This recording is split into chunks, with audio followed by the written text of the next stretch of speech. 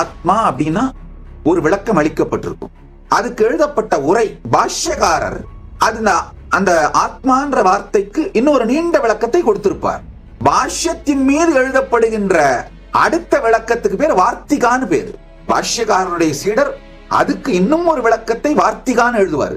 அந்த வார்த்திகத்திலே இன்னும் ஒரு நீண்ட நெடிய விளக்கம் இருக்கும், அதே ஆத்மாங்கிற வார்த்தைக்கு.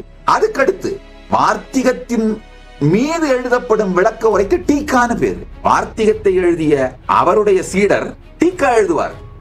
ஏயில இது அத்தனை ஃபீட் பண்ண உடனே அது டெலியூஷனுக்கு போயிருது. சோ அப்போ அது டெலியூஷனுக்கு போகாம அதுக்கு புரியுற மாதிரி மற்றவர்கள் கேள்வி கேட்டா அது அந்த லாஜிக் சாங்கியம் மாறாமல் விளக்கம் அளிக்கிற மாதிரி அதை ட்ரெயின் பண்ணணும். பரமசிவன் அருளாலே அதை செய்து முடித்திருக்கின்றோம்.